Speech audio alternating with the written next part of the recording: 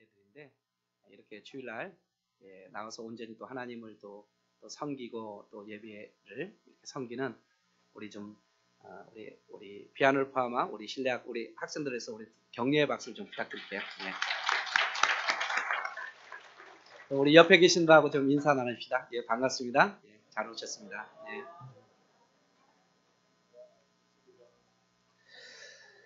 예. 우리 잘 알다시피 우리 사순절 우리 기간을 보내고 있는데요. 우리 첫 번째 사순절 주일에는 창세기 22장을 통해서 모리아 산에서 이삭 대신 바쳐진 어린 양 되시는 예수 그리스도를 우리가 한번 생각해보는 시간을 가졌었고요. 두 번째 주일은 여러분 다 알다시피 출애굽기 12장 또 애굽에 있는 이스라엘 백성들을 구원해내시기 위해서 그 어린 양이 또 죽음을 당한 그 유월절 어린 양에 대해서 우리 함께 말씀을 나눴습니다. 오늘은 속죄일에 대해서 함께 말씀을 나누기를 원하는데요. 우리 30절에 보니까 이날에 너희를 위하여 속죄하여 라고 이렇게 말하고 있는데 이 날은 어떤 날이냐면 우리 9절에 말하는 같이 속죄일입니다. 속죄일. 매년 7월 10일은 이스라엘 민족의 속죄일로 지키는 그런 날입니다. 레위기서 23장에 보면 7개의 절기가 소개되고 있는데 7개의 절기 가운데 가장 핵심이 되어지는 절기가 바로 이 대속죄일이라고 레위기서 23장은 그렇게 말하고 있습니다. 출애굽기 30장 10절에 보면 아론이 1년에 한 번씩 이 향단불을 위하여 속죄하되 속죄제의 피로 1년에 한 번씩 대대로 속죄할지니라. 이 제단은 여호와께 지극히 거룩하니라 라고 이렇게 출애굽기 30장 10절은 기록되어 있습니다. 이날에 속죄일 이날에 우리 성회를 열고요. 가장 먼저 성회를 열고 또 스스로 괴롭게 하여 라고 이렇게 얘기하고 있는데 이 스스로 괴롭게 한다는 것은 바로 금식함을 의미하는 것입니다. 음식도 먹지 않고 스스로 괴롭게 하면서 하나님께 나가서 죄를 고백하고 그리고 속죄함을 받는 날. 이 날이 바로 그 7월 10일 바로 이스라엘 백성들이 지키는 속죄일이다 라고 이렇게 말하고 있습니다. 그래서 이스라엘 민족에 있어서 이 날은 가장 거룩한 날이고 가장 소중한 날이고 반드시 지켜야 될 그런 날이기도 합니다. 왜냐하면 이 날에 가서 우리는 뭡니까? 죄 용서함을 받아야 하기 때문입니다. 우리의 죄를 고백하고 우리의 죄의 용서함을 받고 또 하나님 안에서 자유로워질 수 있는 기회를 얻는 날. 이 날이 바로 속죄일이기 때문에 그렇습니다. 그래서 오늘 본문의 31절도 보면 안식일 중에 안식일인즉 이렇게 얘기하고 있죠. 안식일 중에 안식일인즉. 다시 말해서 큰 안식일이다. 이 큰 안식일이다. 안식일 중에 안식이라는 것은 온전히 엄습하게 쉬는 날, 쉬면서 반드시 지켜야 되는 날. 이 날이 바로 속죄일이다 라고 이렇게 31절은 기록되고 있죠. 그리고 29절, 31절, 34절에 반복적으로 우리에게 이야기하는 것은 너희는 영원히 이 규례를 지키라 라고 이렇게 말하고 있습니다. 왜냐하면 죄의 용서함을 받을 수 있는 날은 바로 이 속죄일이기 때문입니다. 이스라엘 백성들에게 있어서 우리의 죄를 용서받을 수 있는 것, 죄의 용서함을 받을 수 있는 날은 바로 이 속죄일이기 때문에 이 속죄일에 하나님께 나가서 반드시 뭡니까? 우리가 죄의 용서함을 받고 하나님 안에서 자유로워져야만이 우리가 하나님의 백성으로 살아갈 수 있기 때문입니다. 그래서 속죄일은 반드시 그들이 지키고 죄의 용서함을 받아야 됨을 우리에게 가르쳐주고 있는 것입니다. 오늘 본문을 보면 속죄일의 분위기가 엄습합니다. 아주 엄하게 이 안식일이 속죄일이 지켜지는 것을 보게 되는데요. 우리 1절에 보면 바로 아론의 두 아들이 여호와 앞에 나갔다가 죽은 후에라고 이렇게 얘기하고 있죠. 아론의 두 아들이 죽었다라는 것입니다. 왜냐하면 레위기서 10장 1절과 2절에 보면 그 아론의 아들 나답과 아비후가 여호와께서 명하지 않는 다른 불을 담아 분향하다가 여호와 앞에서 나오는 불로 인해서 그 불에 삼켜 죽음을 당한 것, 이것을 이야기하고 있는데, 그만큼 우리가 속죄일 또 하나님께 용서함을 받기 위해서 우리가 지성소로 들어갈 때 우리가 얼마나 참으로 엄하고 또 주의 깊게 우리가 그 일을 지켜야 되는지 우리에게 가르쳐주고 있는 것입니다.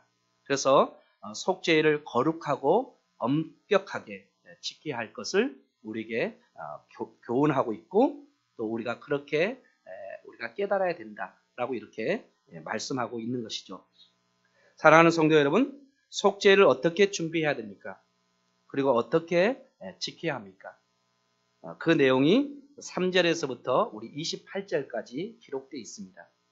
속죄일을 어떻게 준비해야 되고 또 속죄를 어떻게 지켜야 할지에 대해서 우리에게 가르쳐주고 있는데요. 첫 번째 우리 4절에 보면, 4절 끝에 보면 제사장 아론, 바로 자기의 죄와 이스라엘 모든 그 백성들의 죄를 속죄하기 위해서 이제 지성소로 들어가는 대제사장인 아론에 대해서 먼저 얘기하는데요. 이 제사장 아론은 가장 먼저 그 물로 그의 몸을 씻어라고 이렇게 이야기하고 있죠. 다시 말해서 물로 깨끗하게 씻어내야 된다라고 이렇게 말하고 있습니다. 깨끗해야 된다. 여러분 24절도 그렇고 26절도 그렇고 28절도 그렇고 반복적으로 우리에게 말씀하시는 것이 뭐냐면 우리의 몸을 깨끗하게 씻어야 된다. 하나님 앞에 나갈 때에 우리는 정결하고 깨끗하게 주님께 나가야 됨을 우리에게 말씀하고 있고요. 그렇게 몸을 깨끗하게 씻은 후에 4절에 보면 거룩한 세마포 속옷과 또 속바지와 그리고 띠와 그리고 관을 쓰라라고 이렇게 말하고 있죠. 여러분 이 세마포라는 것은 하나님께서 정해 놓은 옷입니다. 사전에 말하는 같이 이것들은 거룩한 옷이다라고 얘기하죠. 거룩한 옷이다. 왜냐하면 하나님을 만나기 위해서 하나님께로 나아갈 때 입는 예식, 복이기 때문에 이 복은 바로 어떤 복입니까? 거룩한 것입니다. 거룩한 것. 그뿐만 아니라 이 옷을 입는 그 의미를 우리가 생각해 보면 바로 이 옷을 입었다는 것은 바로 무엇이냐면 내가 하나님의 종이라는 의식을 갖는 것입니다. 하나님 앞에 나갈 때 내가 뭐예요? 하나님의 종이다. 하나님을 예배하기 위해서 하나님께 나갈 때 우리의 자세가 어때야 됩니까? 우리는 하나님의 종이라는 자세로 주님께 나간다는 것이죠. 바로 겸손한 마음으로 주님께 나가야 되는 것입니다. 하나님을 예배하기 위해서 또 이 예식을 집행하기 위해서, 집례하기 위해서 하나님 앞에 나갈 때에 우리는 하나님의 종이라는 그 생각을 가져야 되는 것이죠. 이 옷을 입는다는 것은 하나님께서 정해놓은 이 옷을 입는다는 것은 다시 말해서 거룩한 옷이라고 하는 이 옷을 입을 때는 우리는 하나님의 종이라는 생각을 가져야 되는 것입니다. 다시 말해서 겸손한 마음으로 하나님께 나가야 된다는 것입니다. 회개하는 마음으로 주님께 나가야 된다는 것입니다. 그리고 거룩하고 깨끗함으로 주님께 나가야 됨을 우리에게 가르쳐주고 있는 것입니다. 사랑하는 성도 여러분, 우린 예수 그리스도의 피로 우린 거룩한 옷을 입은 하나님의 자녀입니다. 그래서 우리는 하나님을 예배하기 위해서 이곳으로 나올 때 우리는 어떤 모습으로 나와야 되냐면 하나님의 자녀라는 생각, 하나님의 종이라는 생각, 바로 겸손함으로 주님께 나와 하나님을 섬기며 하나님을 예배하는 것. 이것이 바로 성도의 바른 자세임을 우리에게 가르쳐주고 있는 것입니다. 몸을 깨끗하게 씻고 거룩한 세마포 옷을 입고 이 순간 나는 하나님의 종이다. 하나님의 자녀다. 라는 겸손함으로, 회개함으로, 그리고 거룩함으로, 깨끗함으로 주님께 나가는 것이죠. 그래서 6절과 11절에 말하는 같이 그런 다음에 자신과 가족의 속죄를 위해서 먼저 속죄제를 드리는 것입니다. 대제사장인 아론과 또 제사장들과 그리고 그 모든 가족들의 속죄를 위해서 속죄제를 먼저 하나님께 드립니다. 그리고 난 다음에 이스라엘 백성들을 위해서 이제 속죄하죠. 여러분, 이스라엘 자손들의 회중을 위해서 속죄하기 위해서 그들의 속죄 제물이 준비돼야 됩니다. 그 속죄 제물이 바로 5절에 기록되어 있죠. 5절에 보면 이스라엘 자손의 회중에게서 속죄 제물로 삼기 위하여 순 염소 2마리와 번제물로 삼기 위하여 순양 1마리를 가져갈지니라 라고 이렇게 말하고 있죠. 그리고 이 속죄 제물 중에 이 2마리의 염소, 이 2마리의 염소를 우리가 7절에 보면 회막문 앞에서 제비를 뽑습니다. 제비를 뽑아서 한 마리는 바로 8절에 말하는 같이 여호와를 위하여 바로 속죄 제물로 드려지고요. 그리고 10절에 말하는 같이 한 염소는 바로 아사셀, 이것은 바로 내보내는 염소, 강야로 내보내는 염소라는 뜻을 갖고 있는데 바로 강야로 내보내기 위해서 바로 그 한 마리의 염소를 또한 선택해 놓는 것이죠. 한 마리는 바로 잡아서 희생 제물로, 속죄 제물로 하나님께 드리고, 또 하나의 살아있는 염소는 우리의 모든 죄를 그 염소에게 덮어씌우고 강야로 멀리 쫓아내는 의식으로 이 염소를 사용하기 위해서 이 2마리를 선택해 놓은 것입니다. 그리고 12절에 보면 이제 아론은 이 의식을 지르기 위해서 성소로 들어가죠. 지성소로 들어갑니다. 들어갈 때 제단 위에서 피운 숯불 있죠, 숯불을 어디에 담느냐 하면 항로에 이렇게 담는다라고 했죠. 12절에 보면 여러분 한번 보시죠. 항로를 가져다가 여호와 앞 제단 위에서 피운 불을 그것에 채우고, 불을 이렇게 항로에 채우고, 또 손에는 무엇을 가지고 들어가냐면 곱게 간 향기로운 향을 2손에 채워 가지고 휘장 안으로 들어가서 라고 이렇게 얘기죠. 그 휘장 안에 들어가서 우리 13절에 보면 계속적으로 우리에게 말하는 것은 뭐냐면 하나님 앞에서 그 손에 곱게 간 이 향기로운 향을 갖고 이 숯불에 놓죠. 놓으면 이 연기가 이렇게 자욱이 올라옵니다. 연기가 자욱이 올라옵니다.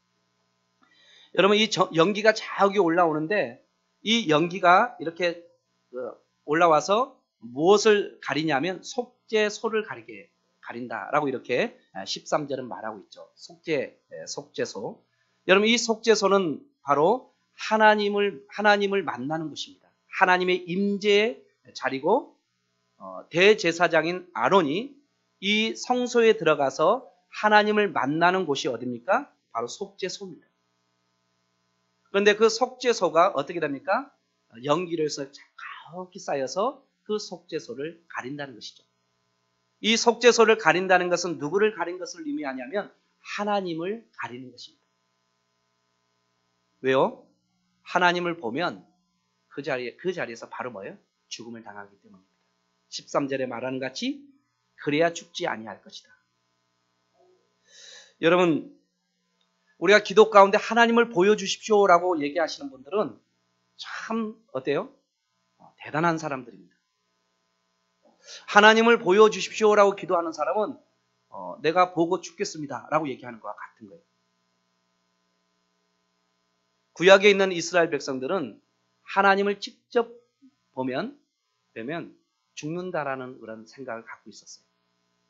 하나님께서 직접 말씀하셨고 이스라엘 백성들도 그렇게 생각했습니다. 그래서 이 아론은 이 제사장 직분을 감당하면서 하나님께 나갈 때에 그 제사장인 아론의 생명을 보존하기 위해서 하나님께서 뭐예요? 연기를 피우게 하시는 것입니다. 하나님의 보호하심과 하나님의 은혜죠. 하나님께 나갈 때, 하나님의 임재의 자리로 나갈 때에 임재 가운데 나가는 하나님의 백성들을 보호하시기 위해서, 그들의 생명을 지키기 위해서 하나님께서는 바로 연기와 구름으로 자신을 가리는 것입니다. 사랑하는 성도 여러분, 우리는 누구를 통해서 하나님을 봅니까? 예수 그리스도를 통해서 하나님을 보는 은혜가 우리 가운데 있는 것이죠. 바로 하나님에게는, 예수 그리스도에게는 하나님의 영광의 빛이 있기 때문입니다. 그래서 예수님을 우리에게 보내주신 것은, 예수님을 통해서 하나님을 보게 하시는 것은 우리의 생명을 보존하게 한 것입니다. 연기를 주시고 구름을 주셔서 속죄소를 가리는 것, 하나님의 임재의 처소에서 하나님을 만날 때에 하나님을 가리는 것은 바로 우리의 생명을 보존하시게 한 하나님의 은혜인 것입니다. 그 후에 이스라엘 백성들을 위하여 속죄합니다. 14절에서부터 19절까지 바로 이스라엘 백성들을 위해서 속죄하고 그 피를 가져다가 성소와 제단에 뿌림으로 이스라엘 자손의 부정에서 제단을 성결케 하였다라고 19절은 그렇게 기록되어 있죠. 사랑하는 성도 여러분, 속죄의 본질이 무엇입니까? 여러분, 속죄가 무엇입니까? 여러 가지로 우리에게 말하고 있지만 이 속죄라는 의미는 세 가지 정도로 우리가 해석할 수 있습니다. 하나는 무엇이냐면 덮어 가리다라는 뜻입니다. 덮어 가리다. 무엇을 덮습니까? 우리의 죄를 덮어서 가리는 이 뜻이 바로 속죄입니다. 우리가 죄가 있습니다. 그러나 우리의 죄를 덮어주시고 가리어주시는 것입니다. 또 하나는 무엇입니까? 몸값을 치르고 되찾다는 뜻입니다. 대속의 의미죠. 대속의. 몸값을 치르고 다시 우리의 생명을 되찾는 것. 이것이 바로 속죄입니다. 우리가 죽어야 될 건데 우리의 대신 누가 치불되어지고 우리의 생명이 다시 살아나는 것. 이것이 바로 속죄의 의미입니다. 또 하나의 속죄의 의미는 깨끗이 씻어내다라는 뜻을 갖고 있습니다. 우리의 죄가 깨끗하게 씻어내는 것입니다. 사랑하는 성도 여러분, 우리의 죄를 대신하여 가리고 되찾고 씻어내기에 누군가가 희생되는 것입니다. 우리의 죄를 대신하여 누군가가 희생되는 것이며 우리를 위하여 대리로 누가 죽는 것을 의미하는 것입니다. 이것이 바로 속죄입니다. 우리의 죄를 해결할 수 있는 길이 없습니다.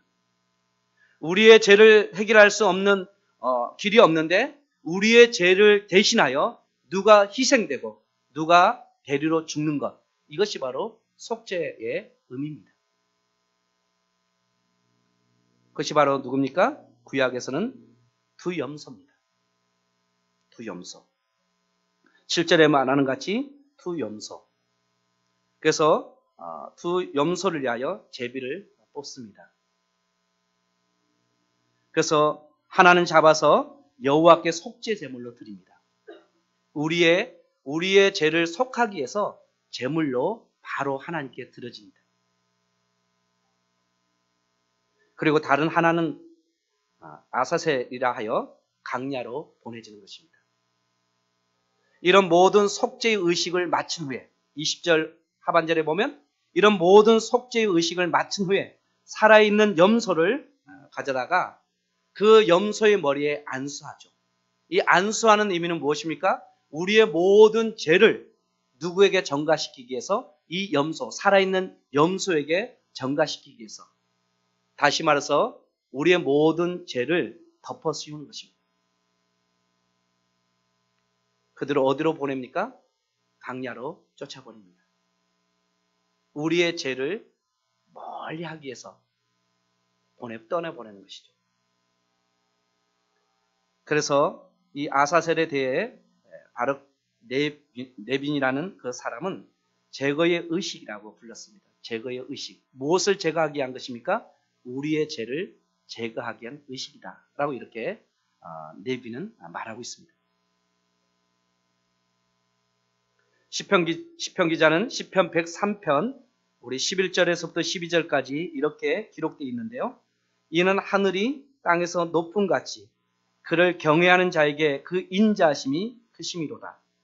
동이 서에서 먼 것 같이 우리의 죄가를 우리에게서 멀리 옮기셨으며 라고 이렇게 말하고 있죠. 강렬로 쫓겨난 염소가 점점 멀어지면 멀어질수록 우리의 죄가 뭡니까? 멀어지는 것입니다. 그리고 더 이상 그 죄들이 우리에게 힘이 되지 않는 것입니다. 이것이 바로 아사셀입니다. 우리의 죄를 덮어쓰고 멀리 떠나보는 것입니다. 돌아오지 않게. 이 죄가 다시 우리에게 돌아오지 않게 해서 멀리 떠나보내는 것입니다. 떠나가면 떠나갈수록 우리의 죄가 멀어지는 것입니다. 그리고 이 죄는 우리에게 어떻게 할 수 없는 것이죠. 그 힘을 잃어버리기 때문입니다. 이것이 바로 아사셀입니다.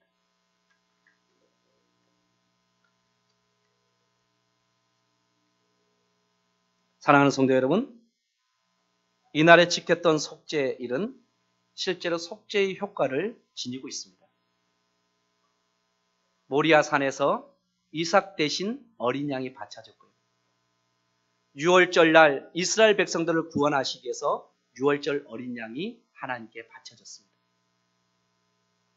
1년에 한 번씩 7월 10일 모든 이스라엘 백성들을 속죄하기 위해서 바로 이 염소가 하나님 앞에 드려졌습니다. 그런 점에서 그 어린 양, 그 염소는 실제적으로 속죄의 효과를 지니고 있었습니다. 그러나 앞으로 올 실체의 그림자뿐입니다. 히브리서 10장 이하에 보면 그것은 바로 앞으로 올 실체의 그림자다. 여러분, 번제와 속죄제, 바로 모리아 산에서 드려진 어린 양, 6월절 어린 양, 이 속죄를 위해서 드려진 이 염소는 바로 그 실체가 바로 누굽니까? 예수 그리스도십니다. 히브리서 9장 12절에 이렇게 기록되어 있죠. 염소와 송아지의 피로 하지 아니하고 오직 자기의 피로 영원한 속죄를 이루사 단번에 성소에 들어가셨느니라. 우리를 위하여 십자가의 그 길을 걸어가셨다는 것입니다. 고린도후서 5장 21절은 이렇게 기록되어 있죠. 하나님이 죄를 알지도 못하는 이를 우리를 대신하여 죄를 삼으신 것은 바로 우리를 위하여 하나님 예수님께서 속죄 제물로 되셨다는 것입니다.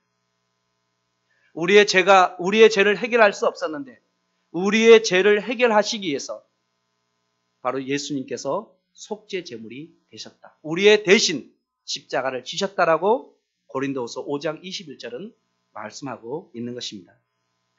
베드로전서 2장 24절은 친히 나무에 달려 그 몸으로 우리의 죄를 담당하셨으니 바로 우리의 죄를 위하여 속죄 제물이 되신 것입니다.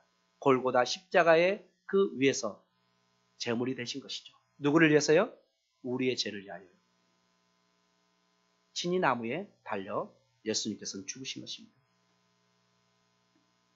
히브리서 13장 12절에 이렇게 기록되어 있죠. 그러므로 예수도 자기의 피로서 백성을 거룩하게 하려고 성문 밖에서 고난을 받으셨느니라. 여러분, 성문 밖으로 쫓겨난 것은 바로 아사셀이죠. 강야로 보내진 염소죠. 이 강야로 보내진 염소는 누구의 죄를 가지고 떠나가는 것입니까? 우리의 죄, 나의 죄를 가지고 떠나가는 것입니다. 예수님께서는 나의 죄를 다 짊어지고 성문 밖으로 나가서 십자가에서 달려 죽으신 것입니다.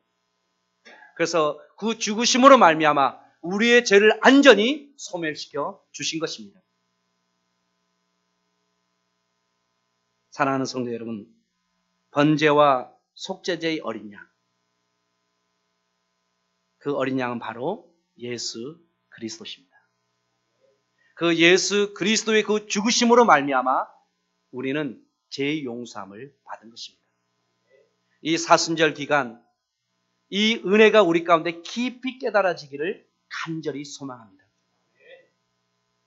그 십자가의 그 은혜, 그 십자가의 그 사랑, 그 십자가의 능력으로 우리의 죄를 사하시고 우리의 이 사망에서 우리를 생명으로 옮겨주신 그 하나님의 은혜를 깊이 깨닫는 그 시간이 이 사순절 기간 우리 가운데 있기를 간절히 소망합니다. 사랑하는 성도 여러분, 비교할 수 없는 그리스도의 우월성이 있습니다. 비교할 수 없는 그리스도의 우월성. 대제사장인 아론은 죄인이었습니다. 그렇기 때문에 자신을 위해 제사를 드려야 합니다. 그러나 예수님은 흠이 없고 온전하며 또 죄가 없으신 분입니다. 그래서 자신의 죄를 위하여 제사를 드릴 필요가 없으신 분. 그분이 바로 예수 그리스도십니다. 아론은 자기의 죄를 위하여 제사를 드려야 되지만 예수님은 죄가 없으십니다. 아론은 염소와 송아지의 피를 제물로 드려야 하지만 예수는 자기의 피를 직접 제물로 드린 것입니다. 아론의 제사는 해마다 반복해서 드려야 됩니다. 1년에 한 번씩 7월 10일 이스라엘 백성의 죄를 위하여 반드시 이 제사를 드려야 됩니다. 그러나 예수는 자신의 완벽한 제사를 단번에 드리신 것입니다.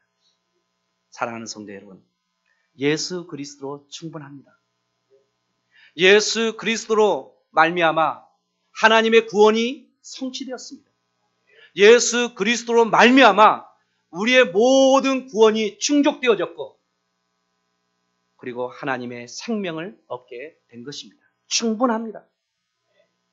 여러분, 예수 그리스도 외에 무엇을 보여달라고 할 것이며 예수 그리스도 외에 무엇을 구하며 예수 그리스도 외에 무엇을 요구하실 것입니까? 예수 그리스도 한 분으로 우리의 구원이 성취되어졌고 예수 그리스도의 한 분으로 우리의 구원이 온전히 이루어진 것입니다. 충분하고 충족되었습니다. 우리는 오직 예수 그리스도 안에 있는 그 보화, 예수 그리스도 안에 있는 지식과 지혜의 영을 깨닫는 은혜가 우리 가운데 있기를 간절히 소망합니다. 예수 그리스도 외에 무엇을 플러스하거나 예수 그리스도 외에 무엇을 빼는 것은 다 이단입니다. 사랑하는 성도 여러분, 우리의 구원의 성취는 예수 그리스도 한 분으로 충분합니다. 저는 이 사실을 믿음으로 오직 예수 그리스도를 우리가 온전히 믿음으로 우리의 삶 가운데 예수 그리스도를 따르는 삶을 살아가는 우리 모든 성도들의 삶이 되어지기를 간절히 소망합니다. 우리를 위하여 죽으신 예수 그리스도, 하나님의 구원의 온전한 성취자 예수 그리스도, 그분으로 우리에게 충분하고 충만한 그 예수 그리스도 그 은혜를 붙잡고 하나님의 자녀로 살아가는 은혜가 우리 가운데 있기를 간절히 소망합니다. 순편자는 자신의 설교에서 이렇게 설교했습니다. 그리스도의 피, 그것은 모든 것에 충족하는 것이다. 그리스도의 피가 해결하지 못하는 문제가 없고 그 피가 씻어버리지 못하는 죄가 없다. 그것은 아무리 많은 죄라도 정결하게 할 수 있으며 아무리 심한 죄책감을 갖더라도 그 모든 죄책에서부터 그 모든 것을 제거할 수 있는 능력이 예수 그리스도의 피의 능력이다 라고 스펜저는 그렇게 설교를 했습니다. 그리스도의 십자가, 모든 것을 충족시키는 하나님의 은혜이며 하나님의 사랑이며 하나님의 능력입니다. 사랑하는 성도 여러분, 예수 그리스도를 따르는 이제 하나님의 자녀의 삶을 살아가는 은혜가 우리 가운데 있기를 간절히 소망합니다. 제가 신대원을 다닐 때에 몇 분의 여자 전도사님이 계셨어요. 그 한 전사님이 참 예뻤어요. 근데 시집을 안 가요. 많은 남자들이 대시를 하고 결혼해달라고 요구를 했지만 안 가더라고요. 그 사연을 들어보니까 좀 더 젊었을 때 자기를 그렇게 사랑하는 남자가 있었대요. 근데 이 여자 전사는 그것을 알지 못했대요. 그러다가 자기를 사랑하는 이 남자가 어떻게 질병으로 인해서 죽음을 당한 것입니다. 그런데 그 소품을 다 정리하는데 그 침대 밑에서 몇 장의 책자와 공책과 또 이런 그 편지글들이 발견됩니다. 그런데 그 모든 것들이 이 여자 전도사에 대한 사랑의 고백과 편지였어요. 그래서 이 여자 전도사님은 이제 얼마나 자기를 사랑했는지, 그가 살아있을 때 나를 얼마나 그렇게 사랑했는지를 늦게 깨달아 알게 된 것입니다. 그때 좀 내가 알았으면 얼마나 좋았을까. 그 사랑에 그 죽은 남자친구의 그 사랑을 못 잊어서 그가 결혼을 하지 못하는 거예요. 그래서 누구를 생각하면서 살아가는 것입니까? 그 남자친구를 위해서 살아가는 것입니다. 사랑하는 성도 여러분, 우리를 사랑하시는 분, 그리스도는 우리를 얼마나 사랑하시는지 아십니까? 진정 우리를 사랑하시는 그 사랑으로 십자가에 달려 죽으셨습니다. 저는 이 사순절 기간 이 십자가에서 우리를 진정 사랑함으로 그 사랑으로 죽으신 예수 그리스도의 은혜를 깨닫는 은혜가 있기를 소망합니다. 그래서 우리를 사랑하시고 우리를 위해서 죽으신 그 예수 그리스도를 위해서 사는 우리가 되기를 소망합니다. 그것이 바로 하나님의 자녀입니다. 그것이 바로 하나님의 자녀로서의 삶입니다. 우리가 어떤 위대한 것, 우리가 세상에 말하는 어떤 성공이라는, 어떤 승리라는 어떤 위대한 것이 아니라 우리가 진정 주님을 사랑하는 그 사랑으로 살아가는 겁니다. 우리가 세상에 볼 때 참으로 초라하고 보잘것없지만 없게 여길지 모르겠지만 그럼에도 불구하고 우리의 가슴에는 진정 그리스도를 사랑하는 사랑으로 살아갈 수만 있다면 저는 가장 위대한 그리스도인이라고 확신합니다. 우리가 세상에 어떤 것을 갖고 하나님을 영화롭게 할 것입니까? 어떤 업적을 넘기며 어떤 사람이 되고 어떤 존재가 되어서 하나님을 영화롭게 할 것입니까? 저는 진정 우리를 사랑함으로 십자가에 달려 죽으신 예수 그리스도의 그 은혜, 그 사랑을 깨닫고 그 사랑에 빚진 자로서 속죄함을 갖고 그 그리스도인으로 살아가는 것, 그 살아감을 통해서 진정 이 땅 가운데 하나님을 영화롭게 하는 삶, 하나님을 기쁘게 해드리는 삶, 그 삶이 가장 위대한 하나님의 백성이라고 저는 확신합니다. 사랑하는 성도 여러분, 우리를 사랑하여서 십자가에 달려 죽으신 그리스도, 그 사랑의 은혜를 깨닫고 그 사랑의 빚진 자로서 이 땅에 하나님의 백성으로 살아가는 은혜가 우리 가운데 있기를 소망합니다. 그자가 가장 하나님 안에서 영광스러운 존재고 그자가 가장 하나님 안에서 빛나는 존재가 되어질 것입니다. 이 은혜가 우리 가운데 있기를 간절히 소망합니다. 하나님 아버지 참 감사합니다.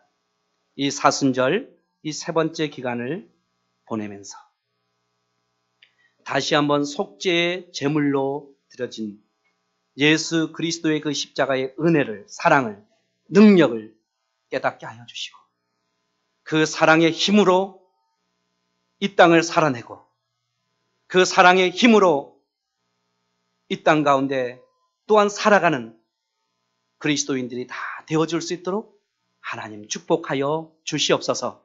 예수 그리스도로 충분하고 예수 그리스도로 충만하며 예수 그리스도로 모든 우리의 구원이 성취되었음을 고백하며 그분을 찬양하며 그분 앞에 감사하며 그분의 이름을 높여드리는 우리의 삶이 되어줄 수 있도록 주님께서 함께하여 주시기를 원하오며 거룩하신 예수님의 이름으로 기도드려옵나이다. 아멘.